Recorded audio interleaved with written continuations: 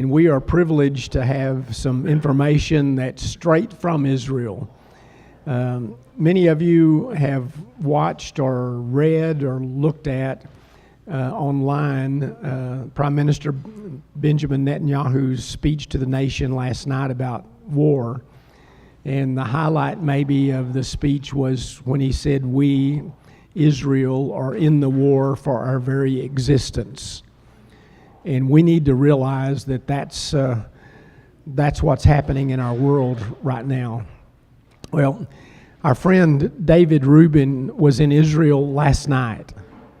Now, if you can, those of you that have traveled from here to Israel, you know when you get off the plane and you go into the airport at Tel Aviv, you're just gone. So maybe you shouldn't hold him to anything he says tonight, okay? Listen carefully, because he's not been to bed, and he came straight to Amarillo, and we're the first on his stop. So we're delighted that David would come and grace us with his presence again. He's been here a couple of times before, and many of us have been to his place in Israel. He's the former mayor of Shiloh. I asked him a few minutes ago how many miles it is, and they don't do miles, you know. Shiloh from Jerusalem, if you Google it, it says it's about 19 miles. He says it's really about 21 or 22 miles. So, no. 21 kilometers, 19 miles, there we go. It's no sleep. So they're very close to Jerusalem. Some of you were asking about where Peyton and Hayuvel and where they're located. That's about 22 or 23 miles from Shiloh. So they're in the same area. Some of your questions, if you're asking about safety and what all, David will have some really good answers for that. And we hope that we have some time at the end for you to do questions and answers. But I'd just like to introduce to you our friend David Rubin, and you give him a warm Texas welcome.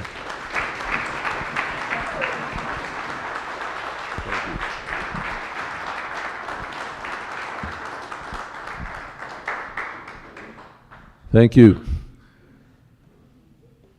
Thank you. It does mean a lot to have a warm welcome, I'll tell you. You know, I just got in from Israel, as he said, and I came in through the airport, and I went to the car rental place there, because I'm going to be driving through Texas for the next week. And they were so friendly at the counter. I'm telling you, you know, and usually if I have to get a car rental, so I do Hertz, but there's no Hertz in the airport. So I said, wow, Avis is really friendly. I'm going to go to Avis all the time from now on. But then afterwards I was thinking, well, it must be because I'm in Amarillo, not because I'm at Hertz or Avis. Anyhow, so the mileage it actually, I guess, would be about 15 miles, I would think, from Jerusalem to Shiloh. And Shiloh, for those of you who don't know, is Shiloh. It's the same place. But we use the original Hebrew word, which is Shiloh. So from now on, if I have to say the word, I'm going to say it in Hebrew, okay? Shiloh. All right. And if I'm going to say other Hebrew words, I'm not going to use any fictional words either. If I'm talking about the land of Israel, I'm not going to call it Palestine. Okay?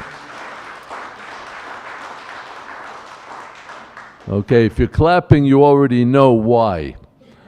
Okay, so I don't need to explain to you. If I was going to use the word, the place where Yosef in the Bible is buried, I'm going to say Shechem. I'm not going to say Nablus. That one you didn't know as well. I didn't hear anyone clapping. Okay, so that each of the places in Israel, or a lot of the places in Israel, have been given these bastardized names, these names that aren't the actual biblical historical terms. Okay, so for those of you who don't know, Palestine comes from the word Palestina, which the Romans, when they drove the Jews, when they exiled the Jews from the land of Israel 2,000 years ago, they changed the name of Israel. At that time was Israel and Judea. There were two different kingdoms of the people of Israel. And they changed the name to Palestina, naming it after, giving it a Romanized version of the word Philistines, who are, as you know, the enemies of Israel. One of the enemies of Israel. We've had a lot of enemies over the years. Now, but the name stuck. And whenever the name is changed of a place in Israel, the name sticks.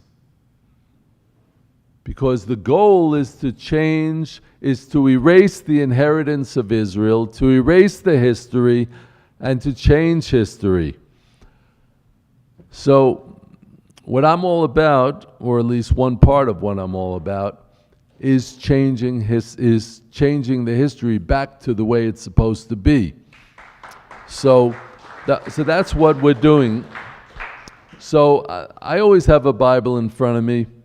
I don't always refer to it. If I need to, I will. But I do it because I want to be very clear of what we're talking about here. Now, I know that you all read the news, or some of you maybe do, except for those of you who like to maintain your sanity, like my holy wife. But it is important to know what's going on. And you just have to choose your news sources very carefully when it comes to Israel.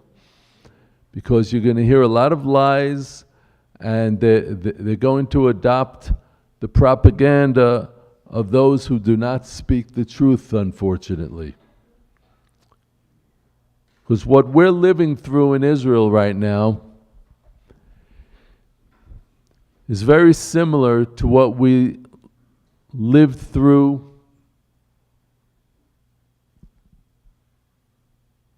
56 years ago, 1967. First week of June, 1967.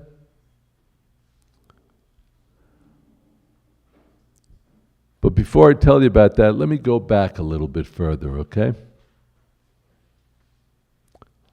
Let's go back to 1929.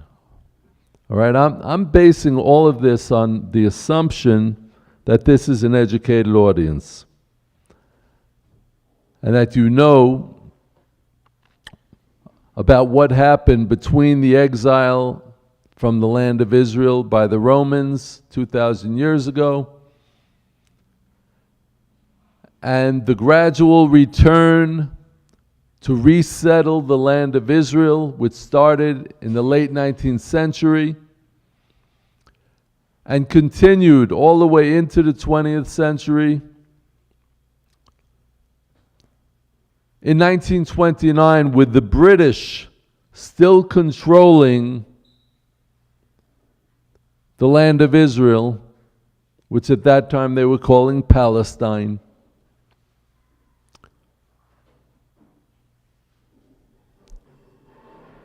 What happened during that whole British mandate and the Ottoman mandate before that? What happened demographically in the land of Israel? What happened was that as Jews were resettling the land, building communities throughout the land of Israel, the Arabs started coming into the land of Israel also. Most of them emigrated from the Arabian Peninsula. Why were they coming into the land of Israel all of a sudden? For hundreds of years, the land of Israel had hardly any inhabitants. Mark Twain. How many of you have heard of Mark Twain? Well, I saw a few of the young people didn't raise their hands. And I think that might be because they don't learn about Mark Twain in schools anymore, if it's a public school, unfortunately. Or maybe they just forgot, they didn't feel like raising their hands, but that's okay. So Mark Twain, the great author, he came to the land of Israel in the middle of the 19th century. And he wrote about it, as most great authors do. He wrote about it, and he wrote about the land of Israel, what he saw, and he said, I can walk for miles upon miles, and there is hardly a tree, there is hardly a flower, hardly any vegetation, and I don't see any people. This is a decrepit, forsaken land. Well, where were all the Arabs in the mid-1800s? Where were all the Arabs? Where were all of the Palestinians? They were either on the Arabian Peninsula, or some were on the other side of the Jordan River, which at that point was also under the British mandate. There was no Arab country there called Jordan. They made that up in the 1920s. So that was the land of Israel then. Well, as Israel started resettling the land and draining the swamps, no, the expression draining the swamps does not come from Donald Trump. Okay, they really drained swamps. They really drained the swamps, and they built the kibbutzim, the agricultural settlements, and they started to rebuild the land of Israel, the land where King David's kingdom was, where King Solomon's kingdom was, where the prophets walked. Samuel the prophet, who grew up in Shiloh, from his mother Hannah's prayers that were answered. Throughout the land of Israel, there's history. If you open up your Bible, you're not going to read about Palestinians, and you're not going to read about the British, and you're not going to read about the Ottoman Turks. You were going to read about the Hebrews, about the Israelites. That's the land of Israel. So in the early part of the 20th century, as we were rebuilding the land of Israel, Muslims started coming into the land of Israel. The Arabs from the neighboring countries started coming in because we were building an economy. They came to find jobs. But they also came, paradoxically, to harass the Jews. Now you would think if they're getting jobs, why would they want to harass the Jews? It's not a rational thing. It's a Muslim thing to harass the Jews if you can. So, in 1929, also in the earlier part of the 1920s, 1921, I believe, there were massive riots by Arabs in the city of Hebron, in the city of Jerusalem, in the city of Tzfat, up in the north, in the Galilee, in the city of Tiberia, also in the Galilee, in the eastern Galilee, along the Sea of Galilee. They massacred hundreds of Jews.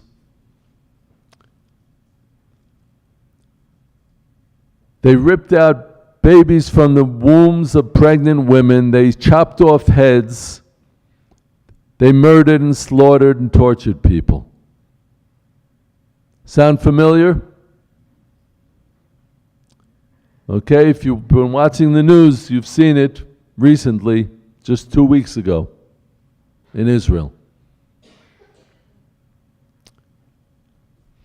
So this is the way that Arabs, and particularly Arab Muslims, behave. Now, it doesn't mean that every single Arab, okay, there's an Arab that I know in California who until recently was sending in a donation every single month. So there are different kinds of people, but it says in the book of Genesis about Ishmael, who was the first, okay, the prince of the Arab people. And he said, and it says, and he will be a wild man, okay, Pere Adam in Hebrew. He will be a wild man, and his hand will be against everybody, and everybody's hand will be against him. Obviously, because his hand is against everybody. Okay, there's a reason why it says it in that sequence.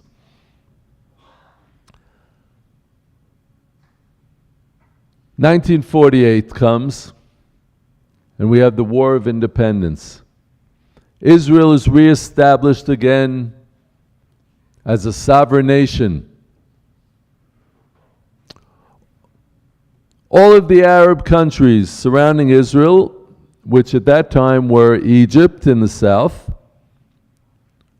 Lebanon and Syria in the north,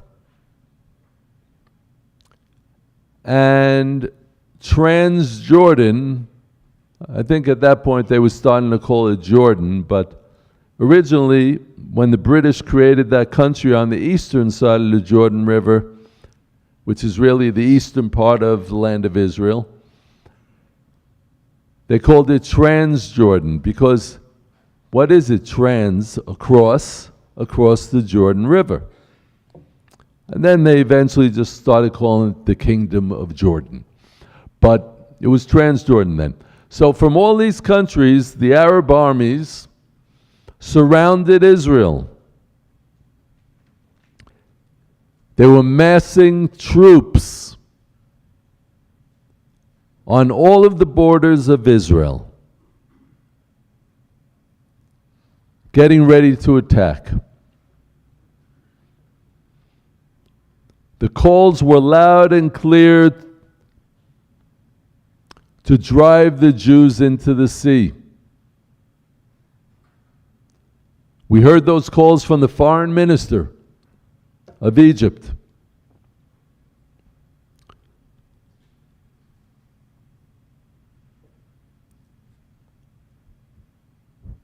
Three weeks they were poised along the border waiting to attack. Israel called up all the reservists, everyone who was able to fight or to support the new Israeli army. Everyone had to help in some way.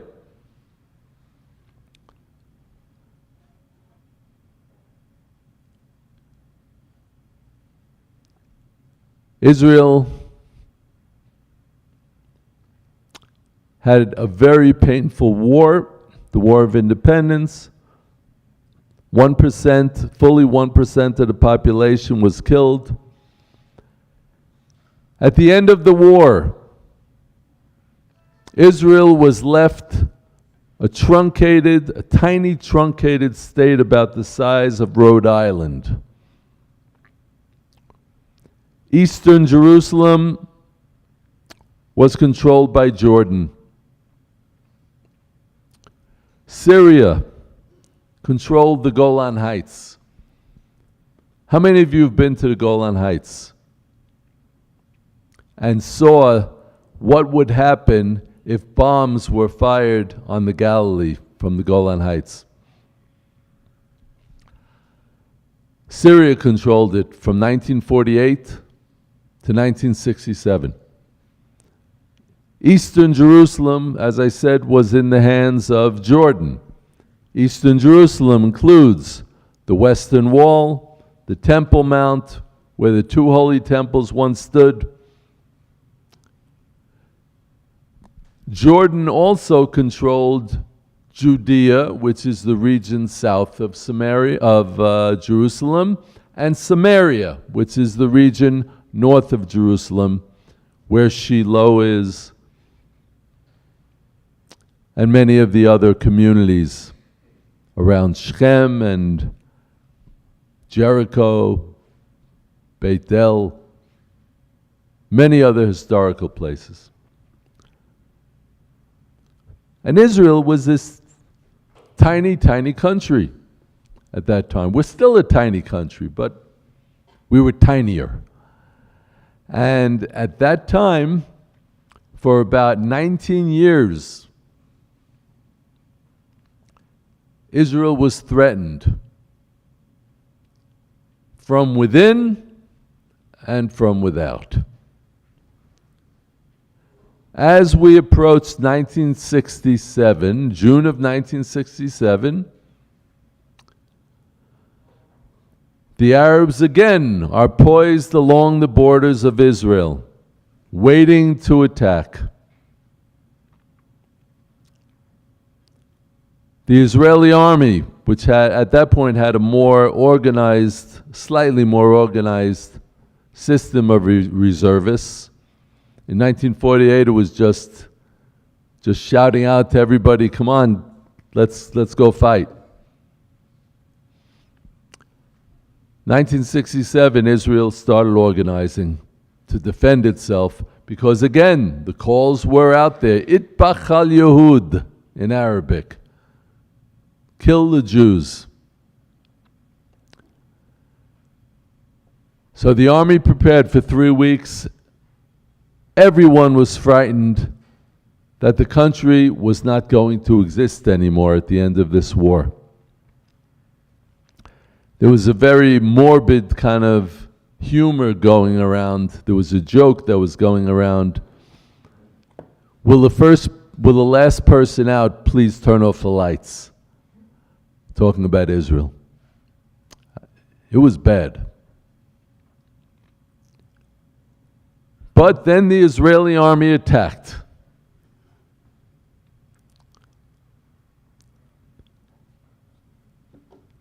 At the end of 6 days, and this was called the 6-Day War, not only did Israel not have to turn out the lights, but we expanded the borders. We recaptured more of the biblical land of Israel. Eastern Jerusalem with the Western Wall and Temple Mount came back into our hands. Judea, the region south of Jerusalem, came back into our hands. Samaria, all of Samaria came back into our hands. The Jordan Valley, the Golan Heights in the north, Gaza and Sinai, which was in the hands of Egypt. All those areas came back into our hands. All of that happened in 6 days, and on the 7th day we rested. What does that tell you? Okay, now, since we're trying to be accurate historians here, I will admit that the 7th day of after that war wasn't actually Shabbat. It was actually Erev Shabbat. It was the day before Shabbat. But I still believe that there was a message there from the Almighty telling us that if we recognize His greatness, then he will give strength to the Israeli army. Okay, as it says somewhere in the Bible, in the Torah, it says,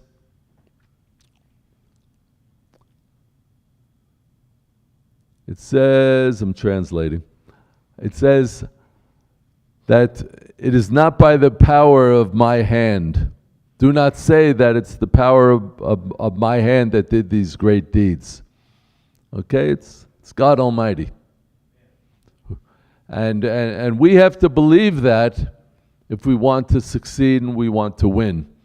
And we have to educate our soldiers so that when they go in there, they're not just saying, okay, we're going to fight for our country because we speak Hebrew. They're going in saying, I am going to fight in the spirit of Joshua to recapture God's land. And that's what this is all about. But since 1967, much of Israel didn't understand that message. Much of Israel was raised with a secular education. Okay, I referenced the public schools before, right? Okay, I was talking about American public schools. In Israel, we have two kinds of public schools. There are the religious public schools and there are the secular public schools. And then there are schools that are partially privatized, but they're secular. There's a whole system of secular schools.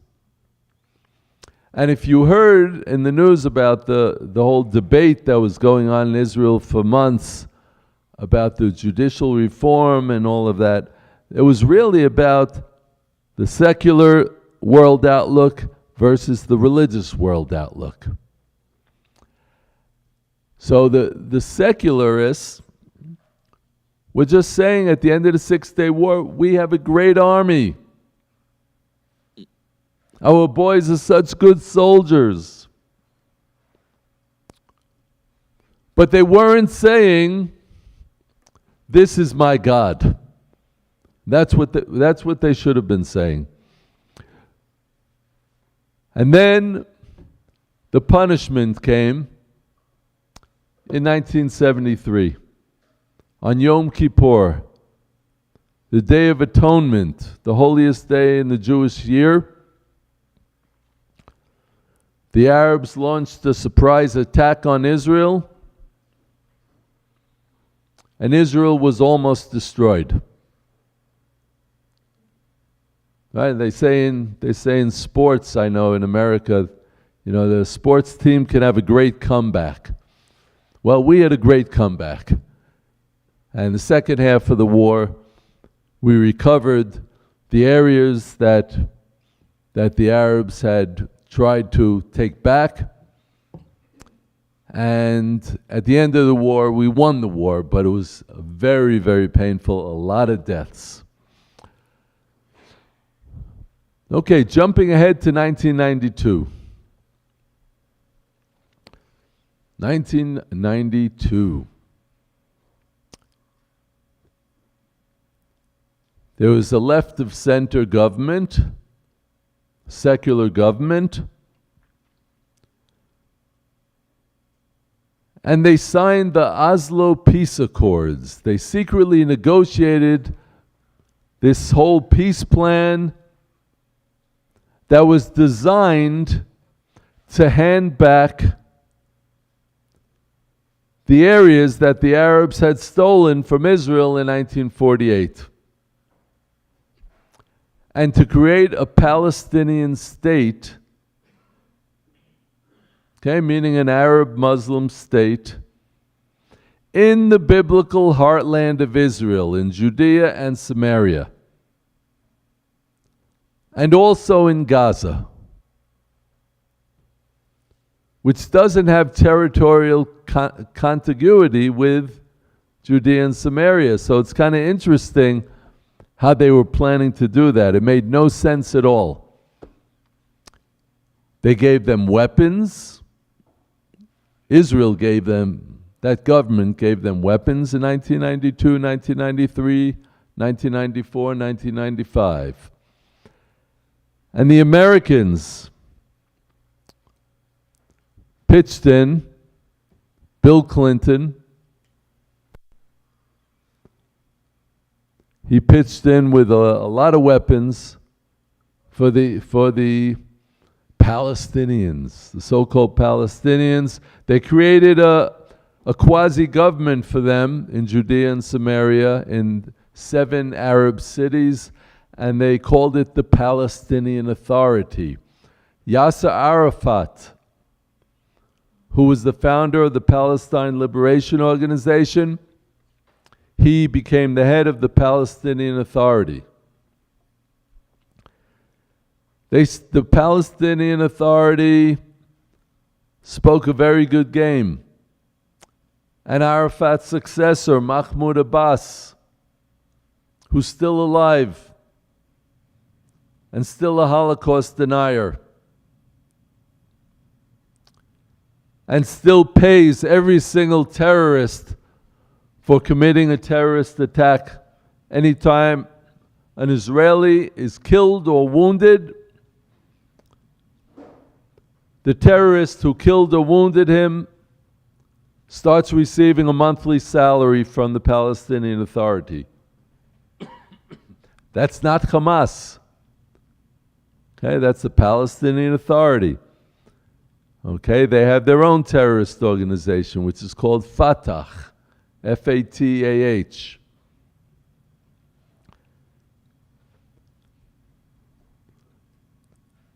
The worst waves of terror were unleashed by the Oslo Accords. In 2001, at the end of 2001, when I was driving home from Jerusalem with my 3-year-old son, our car was sprayed with bullets by the Palestinian Authority terrorists, 3 of them. The car went completely dead when the bullets hit. I quickly tried to start the engine. I couldn't get it to start. I tried over and over and over, shifting gears, doing whatever I could to get the car to start. It wasn't starting. Then suddenly it started, as if it had never had a problem starting before. I had already gotten shot in my left leg at that point. Blood was pouring out. I turned around to my 3-year-old son, who was sitting behind me in the toddler seat. I asked him if he was okay. His eyes were staring straight ahead, wide open. His mouth was wide open. He looked like he was trying to scream or cry, but no sounds were coming out. But the car was starting again, and they were still shooting. I hit the gas. I drove as fast as I could to get away from the terrorists and to get to the next community up the road, which is called Ofra, where I hoped I could get an ambulance. So I start shouting to the guard at the gate as blood is pouring out of my leg, "Ambulance, please get an ambulance." He didn't seem to hear me.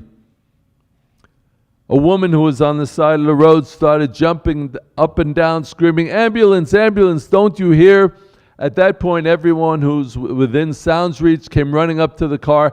The gas station attendant from across the street ran up to the car. He ripped off my shirt. He wrapped up my leg to stop the blood flow. He said, "I'm also a paramedic. Don't worry, I know what I'm doing." He said, "Here, call your wife." And I couldn't dial. My hand was shaking too much. He said, "I'll dial it for you." He dialed. With one hand, he held my leg tight, and with the other hand, he dialed the phone. Another of the great acts of heroism that we've seen in the past 20 years in Israel. Well, I told my wife I've been shot in the leg. Hopefully soon an ambulance will be coming and take me to the hospital, and our son is okay. And I really believed that he was okay. I thought he was just in shock, and that's why he wasn't responsive. It was a dark night. I couldn't have seen the blood. If there was blood, well, there was blood. The ambulance pulls up. 2 paramedics leap out of the ambulance. They run up to the car. They pull him out of the car. and they start shouting, he's also been shot. He's been shot in the head. A bullet had gone into his head where the skull meets with the neck, causing a skull fracture and internal bleeding in the cerebellum. They wrapped his head with bandages, put an oxygen mask on his face, and whisked both of us on stretchers into the ambulance.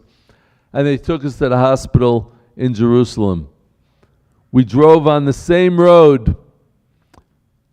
We rode on the same road, laying on stretchers in that ambulance, that our car had just been shot at, and that I had gotten the car to start, and I drove 170 kilometers an hour, or back to kilometers and miles. That's about 110 miles an hour to get to the ambulance.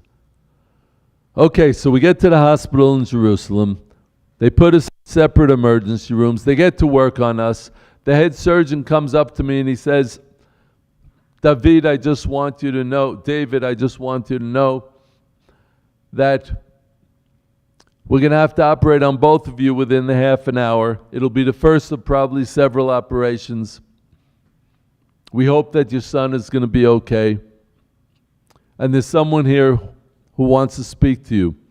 So this man who was next to him comes next to my bed, and he says, David, I'm the public relations director for this hospital. I just want you to know that you are the 1,000th victim of terrorism to be hospitalized in this hospital in the past year and a half.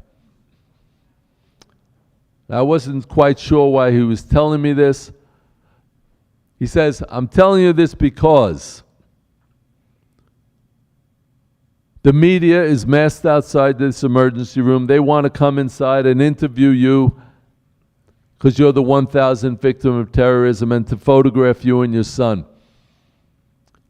And I'll keep them away. I'll protect your privacy. Now you have to understand, we had already been suffering from terrorism. Almost every day there were terrorist attacks in Samaria and Judea and also in Jerusalem. I said, you know what, you bring them in here. I have what to say to them. And I've been telling this story ever since. And I tell this story not just because of our trauma, or which we had indeed, and we've had that psychological trauma in my family ever since. And I can't say that it's totally gone, even though for the most part, most of our children have learned to contend with that trauma. When one person in a family suffers a terror attack, suffers a serious trauma, the whole family is affected. We've seen this so many times. Anyhow,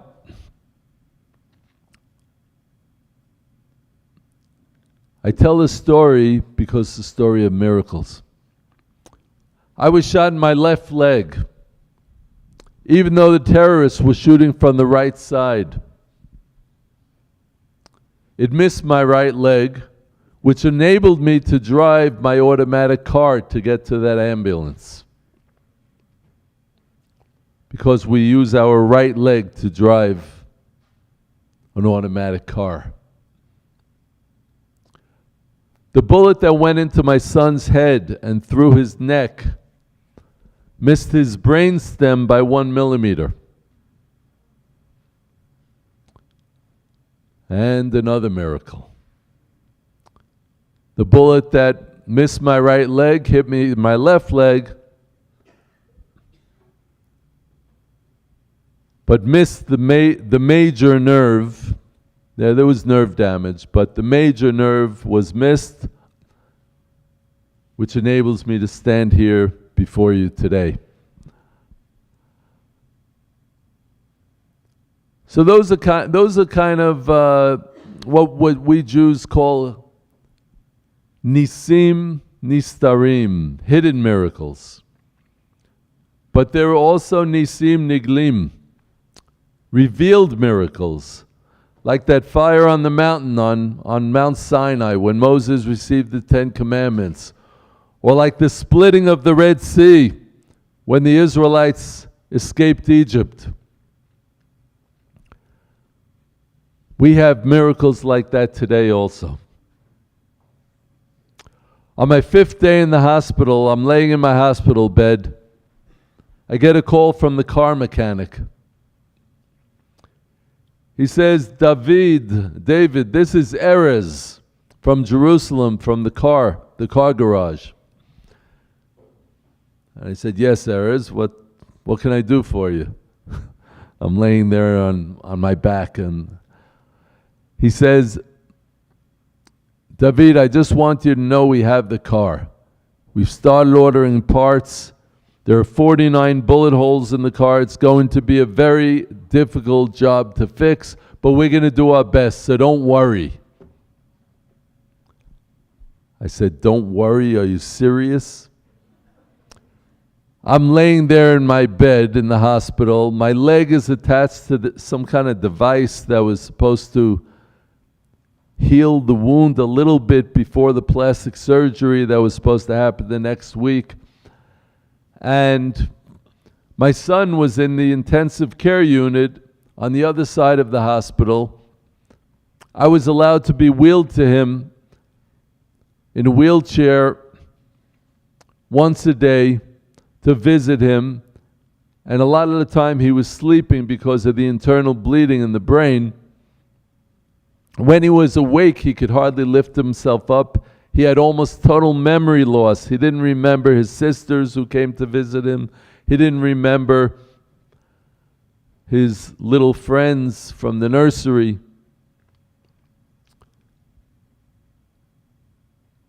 And here I get a call from the car mechanic saying, don't worry, I have the car. I said, Erez, I don't care about the car. The car's not important anymore. He said, David, I'm just calling you because I have to ask you a question. Then there was silence on the other end of the phone for a few seconds. And then I hear a faint voice that almost didn't sound like him. He said, why can't we start that car? And a chill went down my back. I had goosebumps all over my body because I knew that the car did not start, and I knew I shifted gears and tried to get it to start as the bullets were flying. And then suddenly it started as if it had never had a problem starting before, and I hit the gas and I drove 170 kilometers an hour, 110 miles an hour to get to that ambulance. And now he's telling me the car went dead promptly after that. And they couldn't get it to start, and they had to tow it to Beit El, to the police station, to file the report. And then they had to have it towed from there to Jerusalem because they couldn't get it to start either. And now he's telling me he doesn't know why they can't start the car. Now I have a confession to make, and I'm not even a Catholic. I've been a believer in the God of Abraham, Isaac, and Jacob for over 35 years. But up until that very moment, I still had, well, if you picked up my accent, you know that I was born in New York.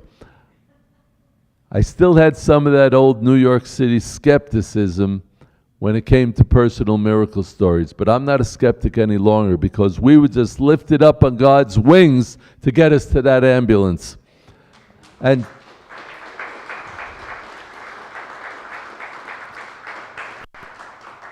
And since that day, I've been telling this story. And I've seen so much terrorism.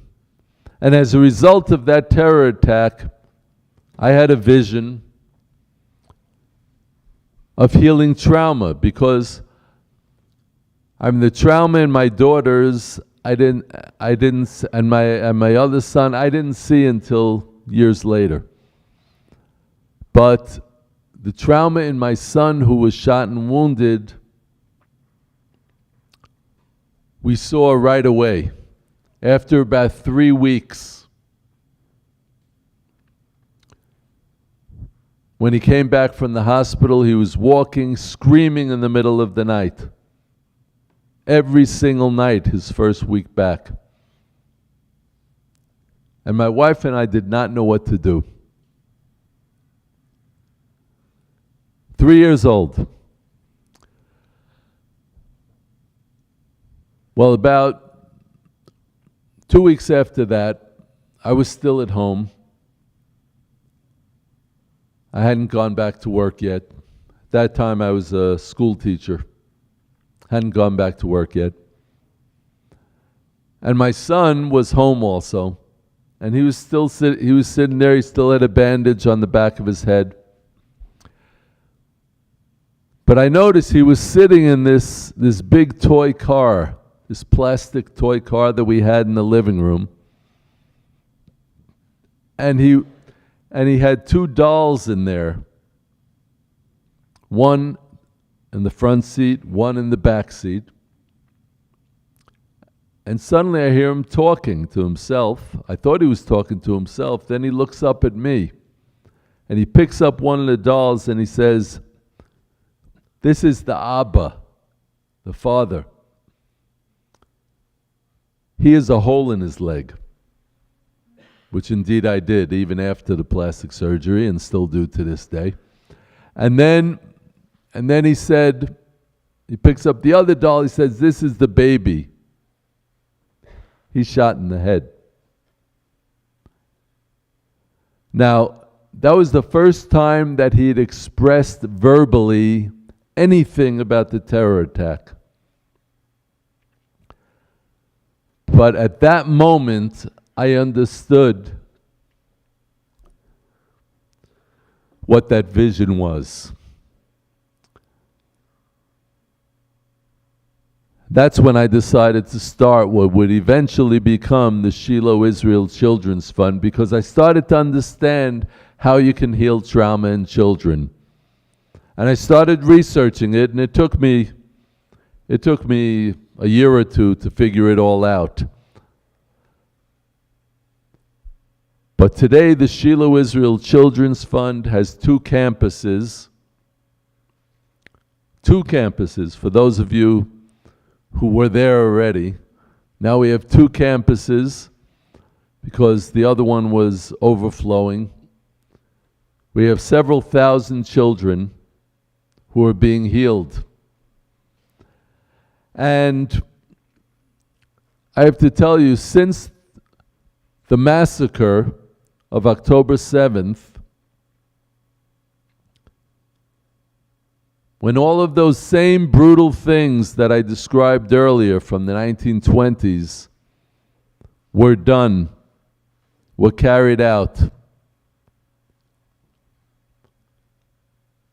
on 1,200 people, mostly civilians, but also some soldiers, we have been turned to by the Israeli Defense Ministry because they don't have enough therapists to deal with what's happening, to deal with the deep trauma that has been unleashed.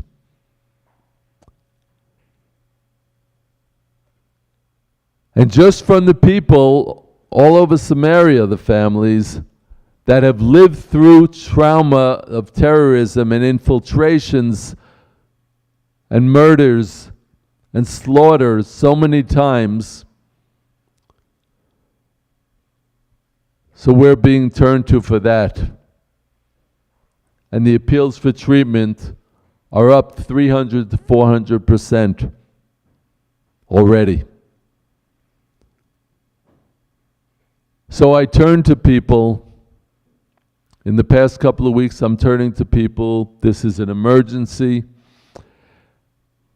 And we immediately went into action with our emergency teams of sociologists, psychologists, social workers, psychologists, and specialty therapists using music and art and animals and horseback riding, equine therapy, horticulture therapy, multisensory safe room therapy, sports therapy, all the therapies that we use.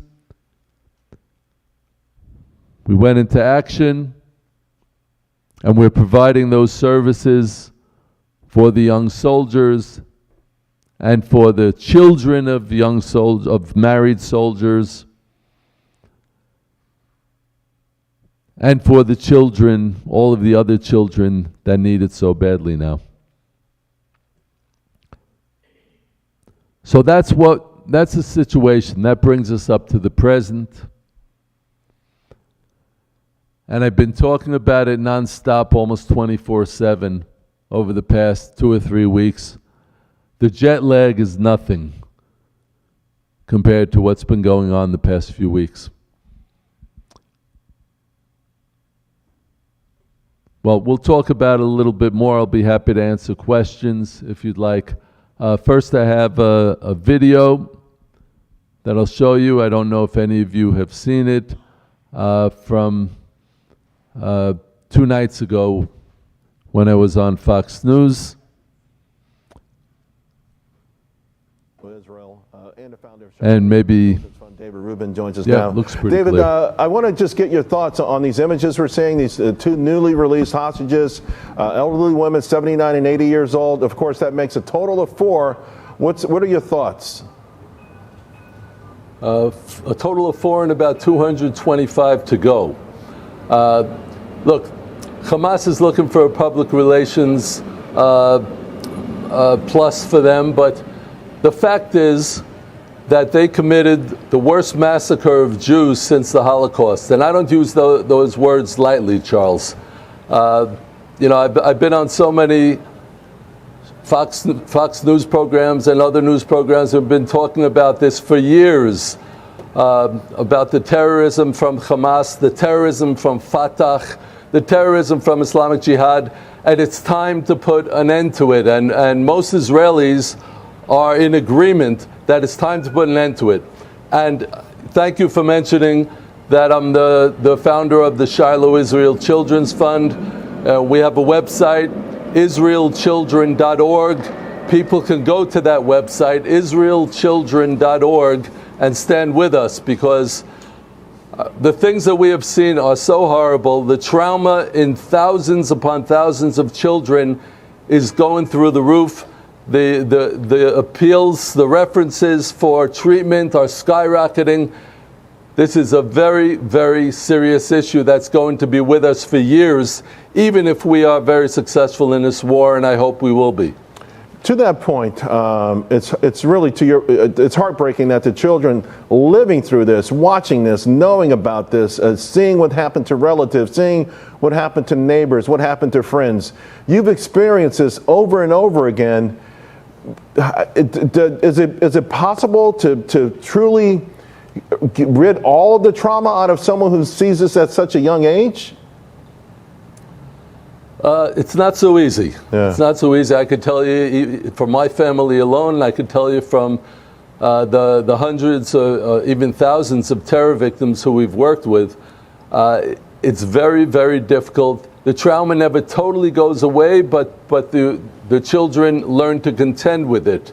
We use music therapy and art therapy and horses and small animals and sports therapy and horticulture therapy. All of these therapies together are intermediaries that help the therapist to help the child. And we have whole family therapies, because if one child is wounded in a terror attack, then the whole family is affected.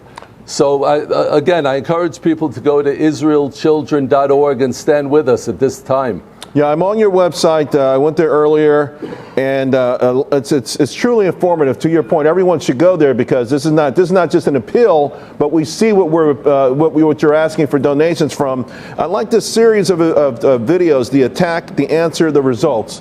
And again, you lived through this, and I think maybe to educate the public, because I'm not sure people understand the depth of the horror. The trauma is so deep, Charles.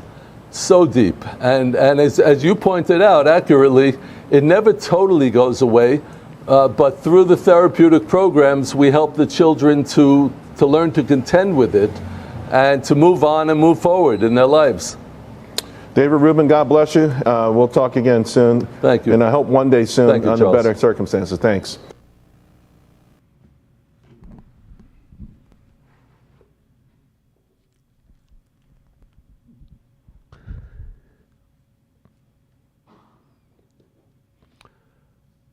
Okay. So there you have it. That's a challenge. That's a challenge that we have. I'm hoping, I'm praying that we will be successful in this war, that we will totally wipe out the terrorist organizations both in the south, in the north, and in the center. But we have to do, each of us, what we can do. So yes, every soldier in the Israeli army has to go out and fight and risk his life.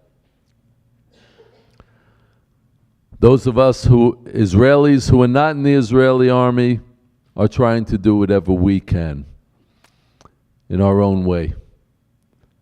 And people who don't even live in Israel but care tremendously about what's going on in Israel, the best option is to give and to give donations and to give from the heart. And I really believe that every single person has a role to play in this. So I'm offering you the opportunity to give, to stand with us. Okay, you heard about the website. We have brochures here that maybe we could get handed out. Everyone should receive one.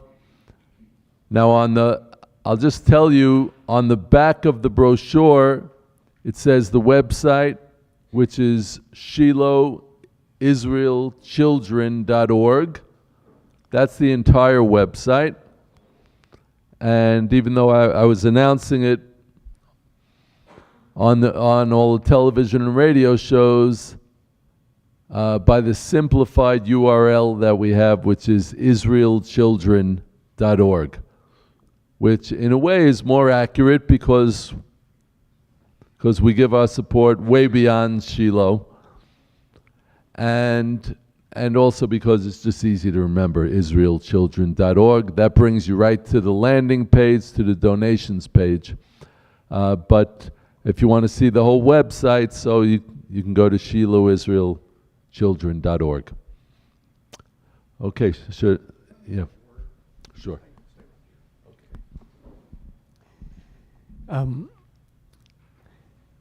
I'd like to speak on the behalf of our congregation and just make you aware that we have your back.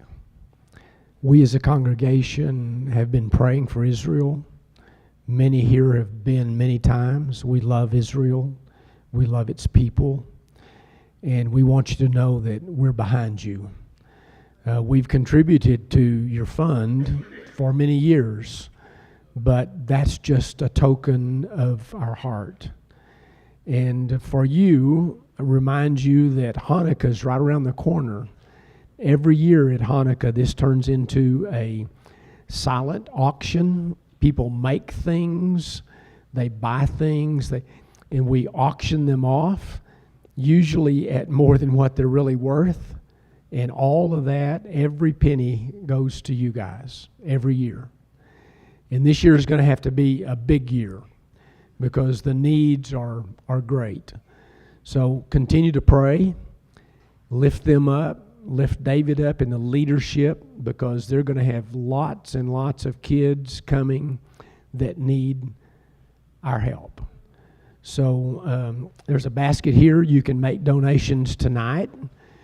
You can make donations anytime you want to. We'll keep it together until Hanukkah, since it's right around the corner, and then we'll send a lump sum to them, and we'll stay closely in touch with what's going on there and give you the information of that. I think our time's up, but I think we can stay a few more minutes and maybe ask a question or two and let you answer the question. But we want you to know that we love you and that we're behind you. Appreciate that.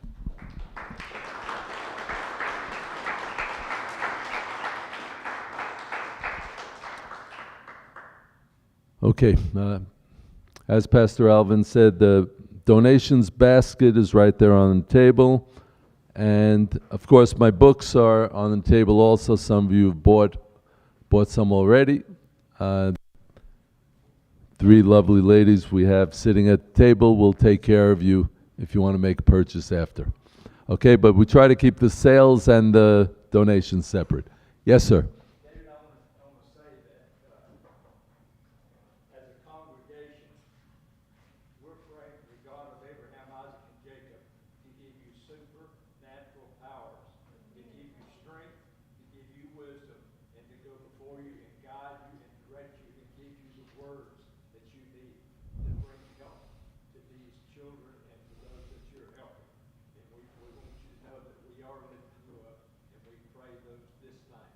Amen. Amen. Thank you.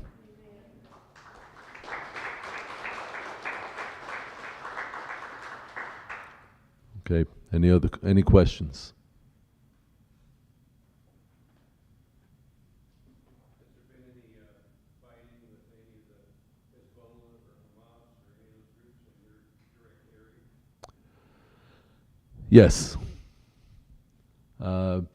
Where we are, our direct area, where we are in Samaria, the main issue has been infiltrations, attempted infiltrations, and shooting attacks on the roads. They've only been moderately successful since the war started because they are under curfew from nightfall until the morning. Then they're back on the roads, but they're very wary about committing terrorist attacks right now because the army and police are all over the place. And every one of us, everyone who lives in Judea or Samaria and has a weapon and a license to weapon has been carrying it. And the Arabs know that. So we've been able to keep it under control. Hezbollah is only moderately involved at this point. They have 150,000 missiles with much greater firepower than Hamas. So if and when they jump in full time, then they're going to be able to reach everywhere in the country. And it's going to become much more intense than it is now. Right now, we've only just begun. And I'm hoping and praying that we're going to go in full force and do what we need to do. The Israeli army is already attacking in Gaza and is already attacking in Lebanon. But I think we have to end the pinpoint attacks and start carpet bombing all of Gaza and flatten it completely. Fulfill a little bit of biblical prophecy with that too, because it talks about that, about how Gaza will be destroyed. So I think that needs to be done. In Lebanon, it's going to be a bit more difficult, but I think we could do it there also. We have the firepower. We just need the political will, the spiritual backbone, and courage. Any other questions? In the back, the young man.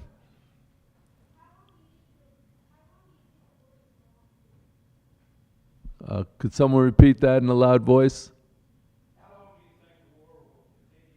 I think if we do what needs to be done, which is to fully reconquer Gaza and even part of South Lebanon, By the way, I don't think the political leadership has the willpower or the spiritual backbone to do all of that, but I think we should if we want to really end the terrorism. I think it could be a couple of months for sure. I don't know. It all depends on the pace that the Prime Minister decides to carry it out. Any other questions? Give us your opinion on reliable news sources that we can use. Arutz Sheva, israelnationalnews.com. Okay, just do israelnationalnews.com. It's the most reliable news source. It's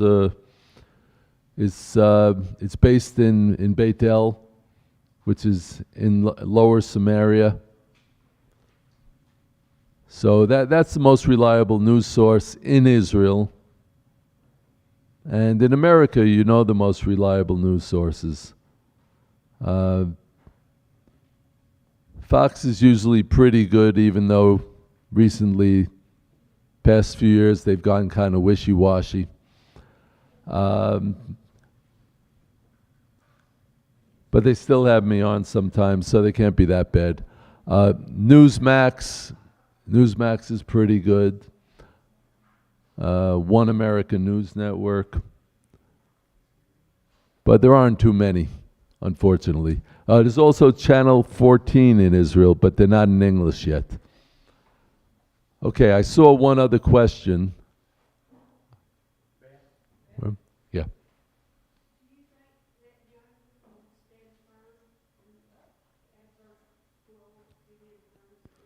That's the hardest thing for him.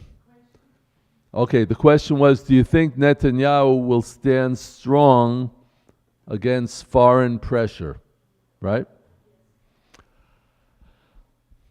That has been the hardest thing for him because Netanyahu, his biggest strength is as a diplomat, and he speaks well.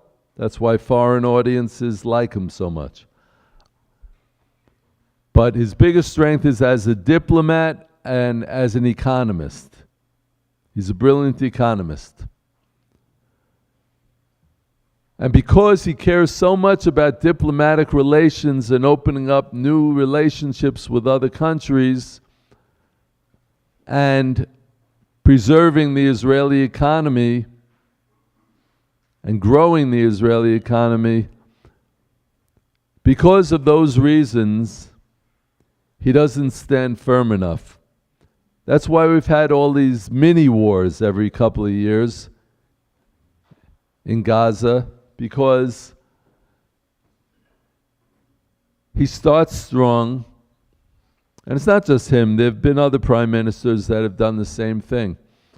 He starts strong, and it looks like Israel is really going to attack back and hit them 3 times as hard.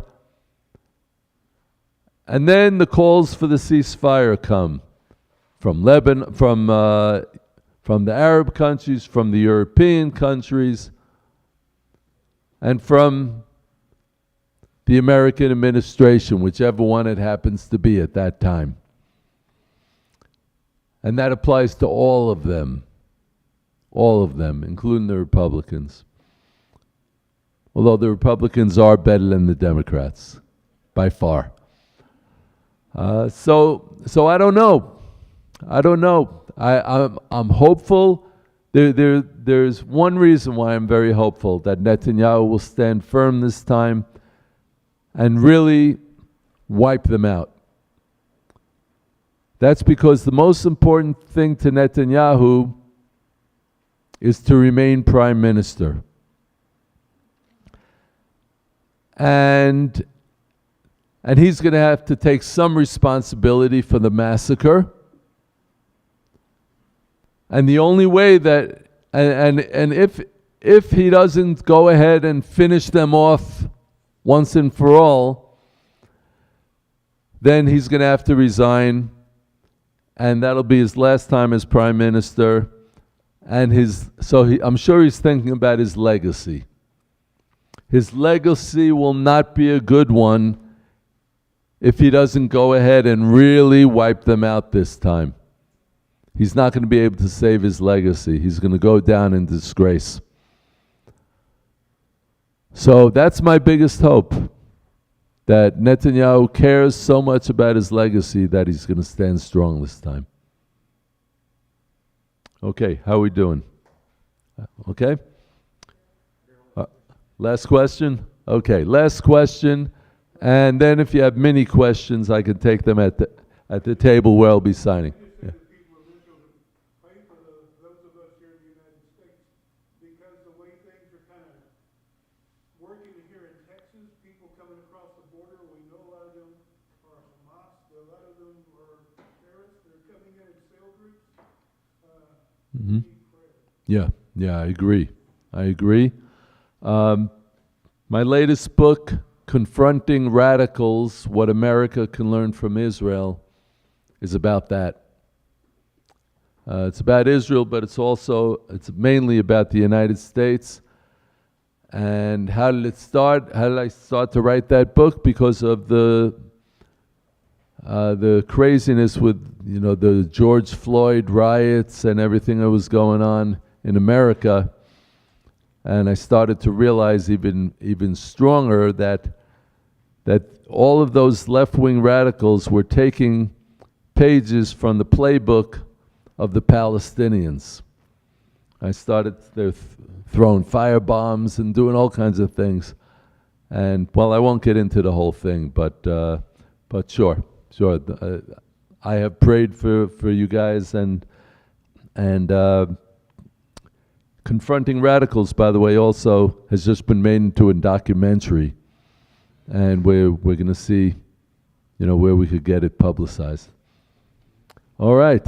Thank you very much. God bless you. God bless Israel, and God bless the United States of America. Pass by here, and he'll answer all your questions. He'll stay. As you clear out, those of you that want to help us for tomorrow, it's our food giveaway, clothing giveaway. We'll pick up the chairs and the tables. Let's don't start that too soon until the crowd kind of moves out, and we'll set all this up for tomorrow. We really need some volunteers. We've got some that normally help that are not going to be here tomorrow. So if some of you could step up and help us put the food together, get it ready to hand out, we'd appreciate it very much. If you have questions, ask James or talk to me. We'll help you get times and everything worked out for tomorrow. It's a big day for us, so help us with that. Mike? If we could get some strong bags to throw the trash out. Okay. Need to carry the trash out. Some of those folks are not here tonight. So, all right. Thank you. God bless you. Glad you're here. Come by here and get a book and make a contribution.